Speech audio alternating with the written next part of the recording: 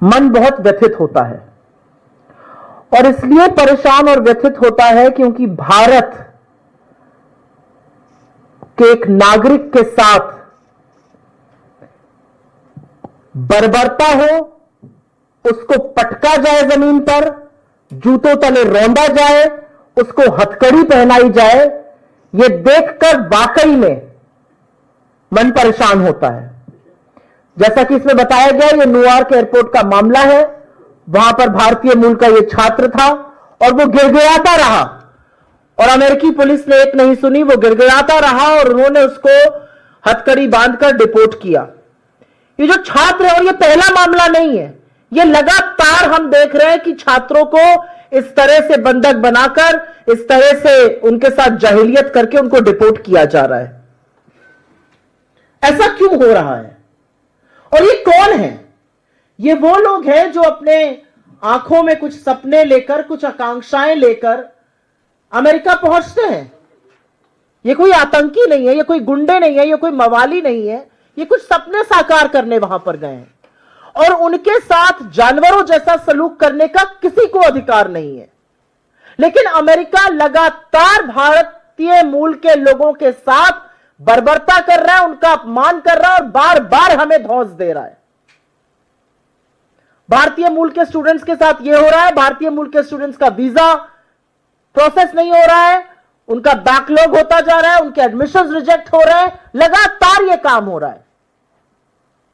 America ने हमारे 682 लोगों को हथकड़ी पहनाकर, बेड़ियां बांधकर, बंधक बनाकर अपने मिलिट्री जहाज से हिंदुस्तान भेजा। जानवरों की तरह यह बर्ताव करने का यह कौन सा सलूक है? यह कौन सा तरीका है? और किसने आपको इजाजत दी है कि आप भारतीय मूल के लोगों के साथ यह करिए? असलियत यह है कि अमेरिका के राष्ट्रपति एक बार नहीं, बार बार हमारा अपमान कर चुके हैं। 12 बार वो श्रेय लेते हैं सीज फायर का।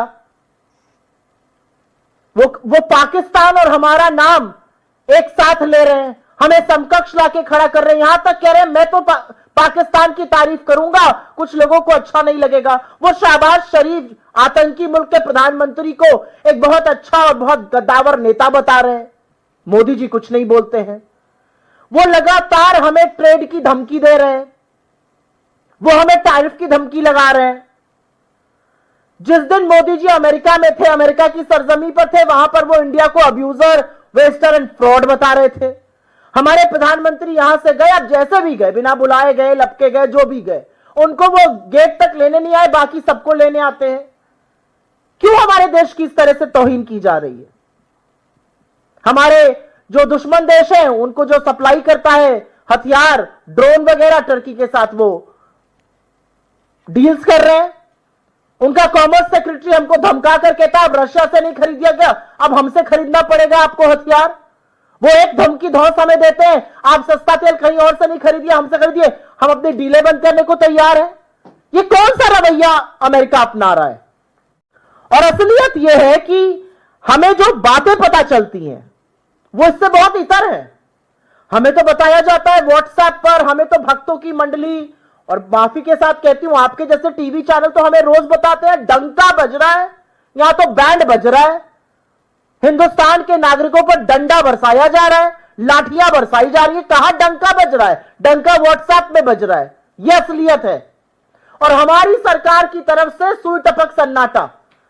हमारी सरकार एक स्टेटमेंट लगा के कहती है अमेरिकन स्टूडेंट्स जो हैं वहां पे गए, इंडियन स्टूडेंट्स, वो वहां के लॉज का पालन करें, कैंपस पर अच्छे से बर्ताव करें, इसलिए आपको चुनकर शासन में बिठाया था। एक प्रधानमंत्री की क्या जिम्मेदारी होती है? भारत के सम्मान को, भारतीयों के सम्मान को पैरों के तले अमेरिका रौंद रहा है, बूटों के नीचे हमारे लोग रौंदे जा रहे हैं। एक प्रधानमंत्री की क्या जिम्मेदारी है? जाकर झपिया पपिया करना, लपक लपक के ट्रंप को और कभी बाइडेन को गले लगा लेना। इस देश के प्रधानमंत्री की जिम्मेदारी है कि अगर हिंदुस्तान की या हिंदुस्तानियों की कहीं भी तौहीन हो, हमारा सम्मान हो, हमारा अपमान हो, तो उसके खिलाफ खड़े होकर मुस्तैदी से बोले। हमें व्हाट्सएप पे बड़ी बड़ी बातें बताई जाती हैं। क्या फायदा हुआ आपकी इस नीति का? आप तो हाउडी मोदी, नमस्ते ट्रंप, कोरोना होता रहा, आप नमस्ते ट्रंप कराते रहे, हाउडी मोदी कराते रहे।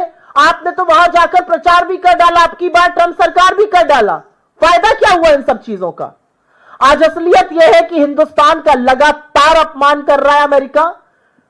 डोनाल्ड ट्रंप ही नहीं, उनके सारे सेक्रेटरीज, चाहे वो हार्वर्ड लुटविक हो, चाहे वो रूबियो, बार बार पाकिस्तान और हिंदुस्तान को एक साथ खड़ा कर रहे हैं, और जो हमारे भारतीय मूल के लोगों के साथ किया जा रहा है। आपके यहां कोई गैर नियम से आया है, बिल्कुल आप एक्शन लीजिए। आप नेपाल में कमर्शियल फ्लाइट भेजते हैं और आप हिंदुस्तान में मिलिट्री जहाज में लोगों को बेड़ियां और हथकड़ियां पहनाकर भेजते हैं, और हमारे विदेश मंत्री झूठ बोलते हैं कि ऐसा पहले भी हुआ है। ऐसा कभी पहले नहीं हुआ है। और असलियत यह है कि पहला हवाई जहाज यहां उतरने के बाद नरेंद्र मोदी जी ट्रंप से मिले थे, और हमें लग रहा था कि 145 करोड़ का प्रधानमंत्री जब डोनाल्ड ट्रंप से मिलेगा तो वो कहेगा मेरे लोगों के साथ इस तरह का अपमान, इस तरह की तौहीन करने की आपकी हिम्मत कैसे हुई। लेकिन उसके बाद एक और हवाई जहाज उतरा और उसमें और बर्बरता थी, उसमें बच्चे और महिलाएं भी थी। ये वीडियो और ऐसे तमाम वीडियो व्यथित करने वाले हैं।